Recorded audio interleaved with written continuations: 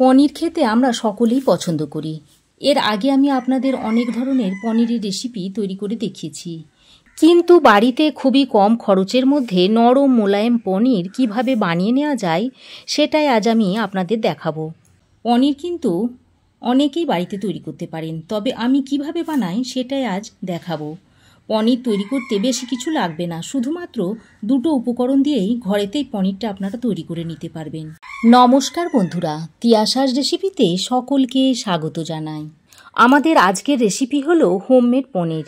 সম্পূর্ণ নির্ভেজাল পনির কিভাবে ঘরেতেই তৈরি করে নিতে পারবেন তারই একটা রেসিপি আমি আপনাদের সঙ্গে শেয়ার করতে এসেছি। চলুন তাহলে দেখে নিই। ভালো লাগলে অবশ্যই একটা লাইক করবেন, আর চ্যানেলটা যারা এখনও পর্যন্ত সাবস্ক্রাইব করেননি প্লিজ চ্যানেলটা সাবস্ক্রাইব করে নেবেন। পনির তৈরি করার জন্য এখানে আমি 1 লিটার দুধ নিয়েছি। প্রথমেই কড়াইয়ের মধ্যে অল্প একটু জল দিয়ে দিচ্ছি। তারপর এই 1 লিটার দুধটা ঢেলে দিচ্ছি। এখন দুধটাকে খুব ভালো করে জাল করে ফুটিয়ে নিতে হবে।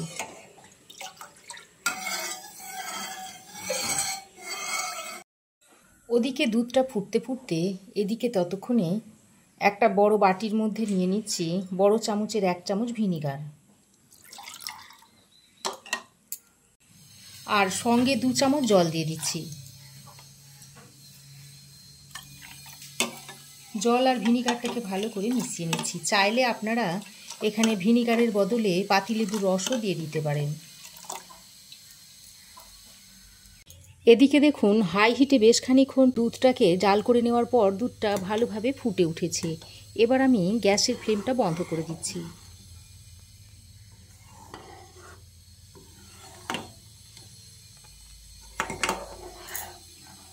তারপর জল মেশানো ভিনিগারটা এখানে অল্প অল্প করে দিচ্ছি আর মিশিয়ে নেব।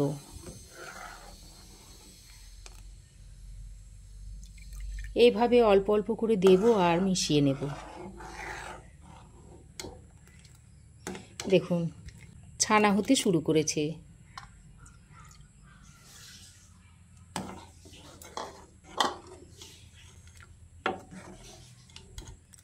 দেখুন ছানাটা খুব সুন্দরভাবে কাটানো হয়ে গেছে। আর যখন দেখবেন যে এই জলের রঙটা সবুজ কালার হয়ে যাচ্ছে তখন জানবেন যে ছানাটা কাটানো হয়ে গেছে। এবার আমি এরকম একটা বড় বাটির উপরে একটা এরকম স্ট্রেনার দিয়েছি। তারপর এই স্ট্রেনারের উপরে একটা সাদা কাপড় এভাবে দিয়ে দিচ্ছি। তারপর এই কাটিয়ে নেওয়া ছানাটা কাপড়ের উপরে ঢেলে দিচ্ছি।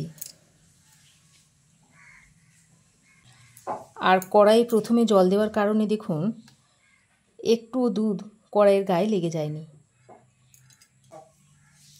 এবার এই কাপড়ের সাহায্যে জলটাকে ছেঁকে নিচ্ছি।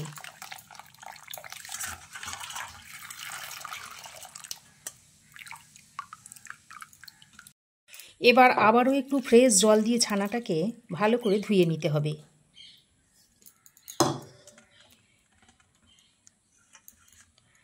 এইভাবে ফ্রেশ জল দিয়ে যদি আরও একবার ধুয়ে নেওয়া হয় তাহলে ভিনিগারের গন্ধটা চলে যাবে।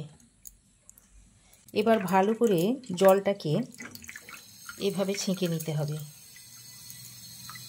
তবে অল্প জল ছানার মধ্যে রেখে দেবেন, একেবারে শুকনো করে চিপে নেবেন না। অল্প অল্প যদি জল ছানার মধ্যে থাকে তাহলে ছানাটা সফট হবে। ছানাটাকে ছেঁকে নিয়েছি। এবার এরকম একটা থালার উপরে আরও একটা এরকম স্টিলের প্লেট উপর করে দিয়ে দিচ্ছি। তারপর এই ছানাটা এইভাবে দিয়ে হাতের সাহায্যে এইভাবে একটু গোল করে নিচ্ছি।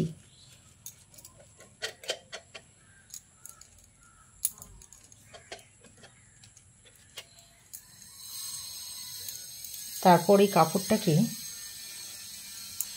এইভাবে একটু সুন্দর করে ভাঁজ দিয়ে ছানার উপরে চাপিয়ে দিচ্ছি। যাতে উপরটা সমান হয়।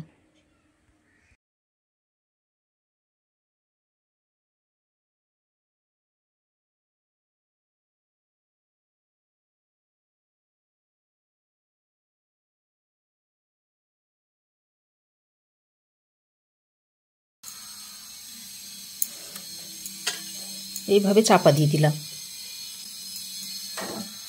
তারপর এই রকম একটা রুটিবেলা চাকিকে উল্টে উপর দিয়ে দিয়েছি। তারপর একটা পাত্রে বেশ খানিকটা জল নিয়ে এই চাকির উপরে বসিয়ে রেখে দিচ্ছি। এইভাবে বসিয়ে আমি 1 ঘন্টা রেখে দেব। এর ফলে জলটা বেরিয়ে যাবে আর পনিরটা ভালোভাবে সেট হয়ে যাবে। বন্ধুরা, 1 ঘন্টা পর আমি ফিরে এসেছি। এবার আপনাদের পনিরটা দেখিয়ে দিচ্ছি।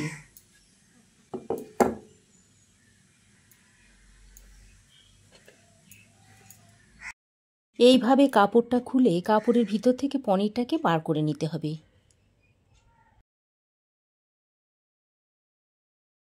আর দেখুন পনিরটা কত সুন্দরভাবে সেট হয়ে গেছে।